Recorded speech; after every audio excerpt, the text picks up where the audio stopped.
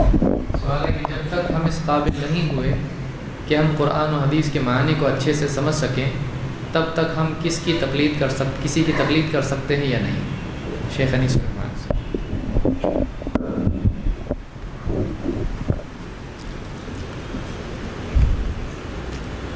قرآن اور حدیث سمجھ کے پڑھنے کی چیز ہے۔ قرآن میں بہت ساری آیتیں ایسی ہیں کہ جن کو ہم سمجھ نہیں سکتے، جن کو متشابہات کہتے ہیں۔ سورہ آل عمران میں اللہ نے ان کو ذکر کیا۔ اللہ کا ہاتھ کیسا ہے، اللہ کی آنکھ کیسی ہے، اللہ کیسے ہنستا ہے، الف لام میم کا کیا معنی ہے۔ ایسی بہت ساری چیزیں ہیں قرآن حدیث میں جن کو ہم سمجھ نہیں سکتے۔ جتنا سمجھے وہ معنی سمجھنا چاہیے۔ اللہ سے ڈرنا، تقوی اختیار کرنا، جاہلوں سے پالا پڑے تو سلامتی کا راستہ اختیار کرنا، بہت ساری واضح چیزیں ہیں۔ زکوٰۃ دینا، نماز پڑھنا، روزہ رکھنا، یہ سب واضح ہیں۔ اس میں تقلید کا کیا معنی ہے؟ یہاں تقلید ہے ہی نہیں۔ آپ نے قرآن حدیث کا معنی مطلب اردو میں پڑھا یا مراٹھی میں پڑھا، سمجھ میں آیا۔ جو نہیں سمجھ میں آیا علماء سے پوچھیں۔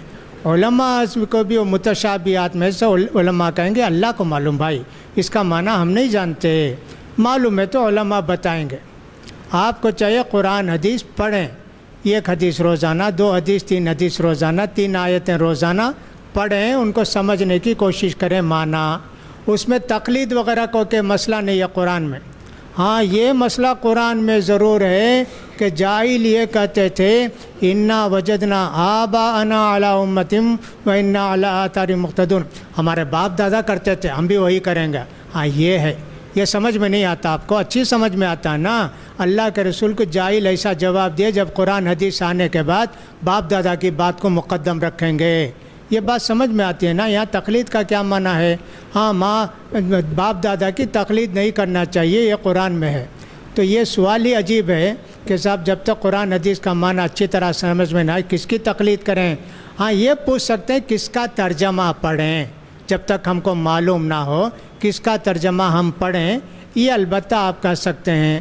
الحمدللہ ترجمے بہت ہیں، پڑھ سکتے ہیں، لیکن کتاب و سنت کے مطابق یا حدیث کی روشنی میں جو تفسیر کی جائے گی ان کو پڑھیں۔ جیسے امام شوکانی کے تفسیر کا ترجمہ ہے، امام ابن کثیر کے ترجمہ کا تفسیر ہے، اور اسی طرح احسن البیان ہے۔ یہ سب کتاب و سنت کی روشنی میں، احادیث کی روشنی میں تفسیر کی گئی ہیں۔ ان کے اندر کوئی غموض نہیں ہے، کوئی جو ہے اس طرح کا غلط مسئلہ نہیں ہے۔